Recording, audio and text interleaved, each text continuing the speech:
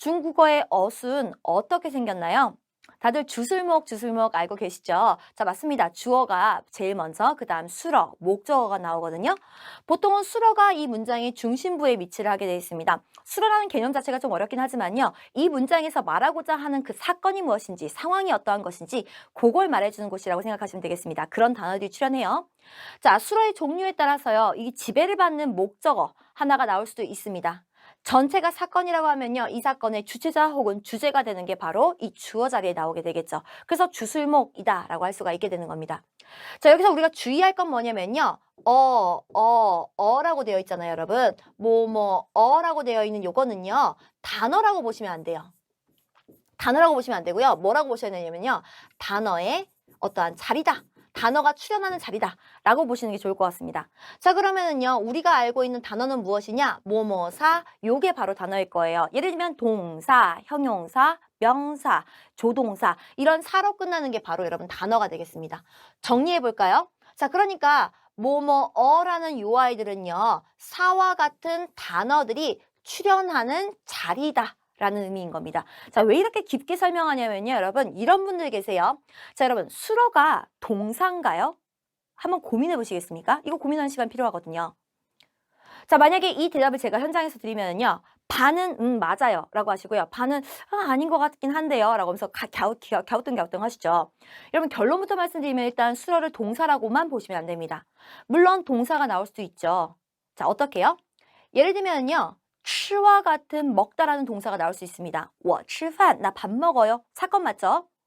자, 근데 이런 문장도 가능하잖아요. 他很帅, 그 사람 되게 잘생겼어요 라는 것도 가능하죠. 이때 帅는 여러분 아시다시피 형용사입니다. 즉, 동사만 수러다 라고 하신다면은 아래 문장, 그 사람 잘생겼어요 라는 문장에서의 슈아이를 수로로서 인정을 하지 않으신다라는 개념이 되는 겁니다. 이해가 되셨을까요? 즉, 이렇게 어로 되어 있는 자리는요, 여러 가지 단어들이 자리에 나왔다 사라졌다 나왔다 사라졌다 하는 한 자리들이, 그 단어들이 출현하는 자리일 뿐이다라는 걸 반드시 기억하셨으면 좋겠습니다. 그래야지 문제를 푸실 수가 있을 거예요. 꼭 개념 정리하세요. 자, 그렇다면 수로로 들어오겠습니다, 여러분.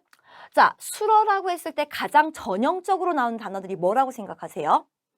보통 그쵸, 지금 보여드렸다시피요, 동사나 형용사가 가장 전형적으로 나옵니다. 여러분, 전형적이라는 거는요, 대표적이라는 거지 얘네만 된다는 것 또한 아닙니다. 명사도 되고요, 심지어 뒤로 가다 보면요, 문장이 아예 수로에 나올 수도 있습니다. 주의하셔야 되겠습니다. 자, 오늘 살펴볼 거는요, 수로 자리에 가장 전형적으로 나오는 멤버 동사와 형용사에 대해서 살펴보려고 합니다. 자, 일단 여러분, 수로 자리에요, 동사가 나오면 어떤 특징이 있나요? 바로 자기와 의미적으로 호응할 수 있는 명사 하나를 목적어 자리에 불러일으킵니다. 예를 들면은 巧克力, 초콜릿과 같은 이런 단어를 말이죠. 자, 여기서 중요한 포인트는요, 여러분, 너무 쉬운 내용인데가 아니고요, 의미적으로 호응할 수 있다라는 것도 굉장히 중요한 내용이라는 거 기억하셨으면 좋겠어요. 예를 들면요, 제가 이 巧克力의 자리를요, 学校, 학교라고 바꿨다고 해볼게요. 我吃学校, 될까요, 안 될까요, 이거? 그쵸, 안 되죠, 여러분. 대번에 아시긴 하셨을 거예요. 근데 왜요, 여러분? 이 문장에는 어법적으로 전혀 하자가 없거든요. 예를 들면요, 주어 자리에 내가 나왔고요, 먹다, 동사 정확하고요, 목적어 자리에 명사가 나왔습니다. 자, 어법적으로 하자가 없는 이 문장이 문제가 생겼다는 건 뭘 의미하는 거냐면요, 얘는 먹는 것만 목적어로 봤거든요. 이런 장소는 못 봤고요. 즉, 여러분, 이게 바로 의미적으로 호응하는 이라는 겁니다. 그쵸? 여러분, 요거에 나오려고 하면 어떤 거 나와야 돼요? 去学校, 在学校, 이렇게 뒤에 장소가 나올 수 있는 어떠한 동사들이 나와야 되겠죠. 그쵸? 자, 여러분, 요 내용을 쉽게 보고 넘기시지 않으셨으면 좋겠습니다. 이 내용은 바로 여러분께서 앞으로 동사를 공부하실 때 어떻게 공부해야 되는지 학습법을 제시해 준 거다라고 생각하시면 좋을 것 같아요. 동사를 그냥 쓰시면 안 됩니다. 반드시 이 동사가 의미적으로 호응할 수 있는 명사성 성분을 묶어서 그 호응 구조체로 외우셔야 되는 겁니다. 예를 들면 먹는다라고 했으면요, 吃饭, 吃包子, 吃烤鸭, 巧克力 등등 해서 먹는 물건을 엮어주실 수 있어야 되겠고요.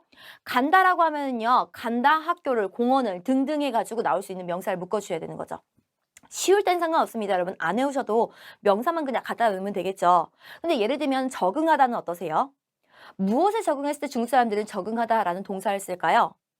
또한 줄이다, 줄어들다라는 동사는 어떠신가요? 한국 사람들은 하나로 쓰고 있지만 중국 사람들은요. 스트레스가 줄어들었을 때, 오해가 줄어들었을 때, 수량이 감소했을 때, 그리고 오존도가 낮아졌을 때 등등 각각의 줄이다, 줄어들다의 의미를 다른 동사를 써서 운영을 하고 있습니다. 여러분 이거는 저희가 공부를 할 때 낱개로 공부하면 절대로 한 번에 외우실 수가 없게 되는, 운영을 할 수 없게 되는 거거든요. 반드시 앞으로는 동사 공부하실 때요. 어떠한 명사와 함께 움직이고 있는지 그 세트의 개념을 공부하시면 되겠습니다. 저희 본격적인 수업에 들어가면요. 제가 묶어드린 단어들이 있을 거예요. 자, 그 내용은요. 그 내용 외에 안 돼. 이게 아니라요. 시험에서는 이 동사가 어떠한 명사랑 묶어서 출현하고 있어? 아주 범위를 축소시켜 드리는 겁니다. 자, 이거 외에도 여러분이 중국어를 자유롭게 공부하시려면요. 조금 더 많은 단어들과 묶어서 공부하시는 게 좋겠죠. 일단 그렇지만 지금 시험이 목적이라고 하신다면요. 제가 묶어드리는 그 명사와의 호응 구조만큼만 일단 딱 장악하고 계시는 게 중요할 것 같습니다.